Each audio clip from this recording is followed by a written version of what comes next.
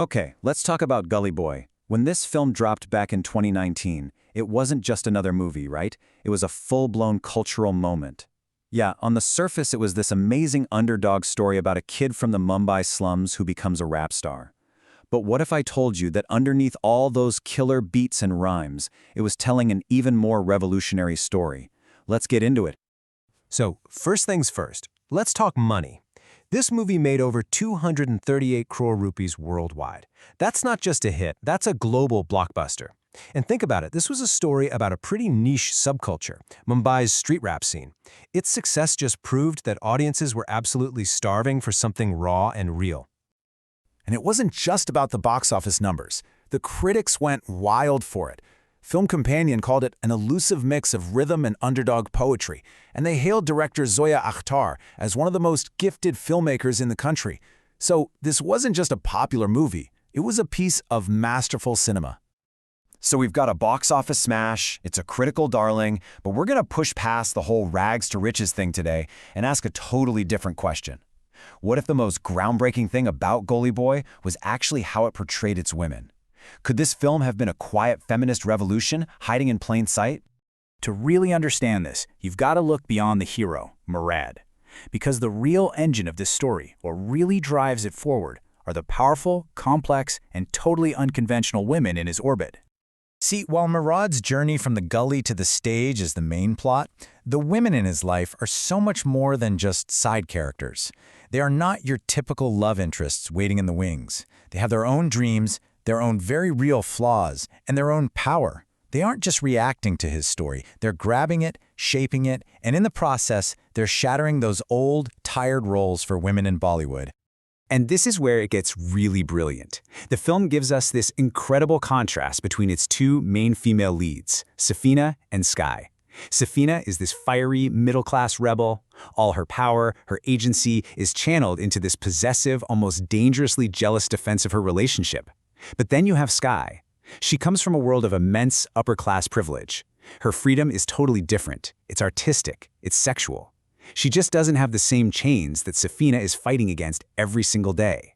They represent two completely different kinds of female power, and both are shaped down to the bone by their social class. And here's a little inside scoop that adds another fascinating layer. The director, Zoya Akhtar, has actually said she sees a lot of herself in Sky, the privileged music student who's fascinated by Murad's world. So in a way, the character becomes this really interesting moment of self-reflection for the filmmaker, kind of acknowledging her own privileged viewpoint while telling a story from the streets. What all this shows is that the film isn't just about gender.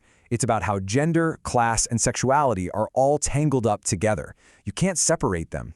You see the power that Safina and Sky have, but then the film puts that right up against the complete powerlessness of Murad's mother, a working-class woman who's literally trapped in a polygamous marriage.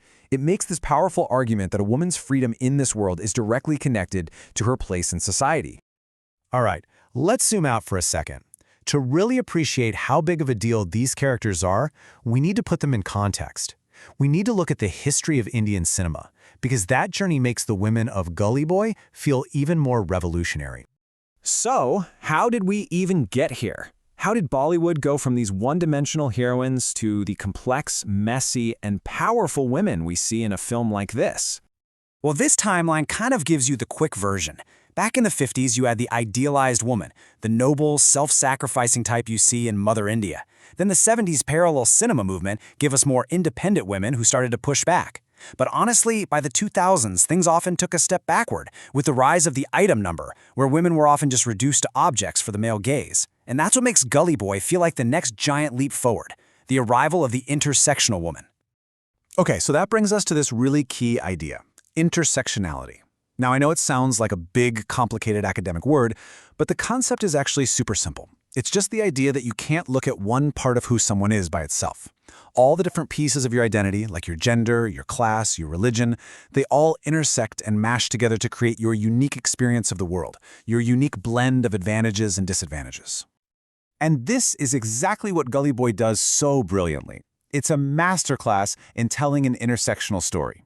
We don't just see Murad's struggle as a poor kid. We see his struggle as a poor Muslim kid. We see how Safina's and Sky's power is completely defined by the combination of their gender and their class. The film is basically saying that feminism isn't this one-size-fits-all idea. It's a dynamic, complicated thing that looks totally different depending on who you are and where you come from. So this all brings us to the film's lasting legacy, because by weaving these complex social ideas into a massively entertaining movie, Gully Boy didn't just tell a great story, it might have actually created a whole new formula for success in Bollywood. And that right there is the film's true legacy. Gully Boy absolutely shattered the myth that you have to choose, that a movie can be either progressive and smart, or it can be a commercial blockbuster. This film proved you can have it all. It showed that audiences aren't just ready for these kinds of stories, they are hungry for them. So what was the secret sauce here? Well, you start with an authentic story, one that's actually based on the lives of real-life rappers Divine and Nazy. You add a visionary director like Zoya Akhtar, who is at the absolute top of her game. You write strong, complex characters that feel like real people and smash old stereotypes. And then you top it all off with that incredible, game-changing soundtrack. And we have to talk about that music for a second. The soundtrack was basically its own character in the film. It won major awards at both Filmfare and the Screen Awards. It was praised for taking this raw, underground hip-hop sound and blending it perfectly with polished Bollywood production to create something totally new that just took the entire country by storm. When you look at it all, Gully Boy really feels like a watershed moment. It's a film that had everything: the critical acclaim, the huge profits, the cultural impact, and this progressive, feminist heart. But it does leave us with one big, lingering question for the future of cinema. Can profit and progress always go hand in hand?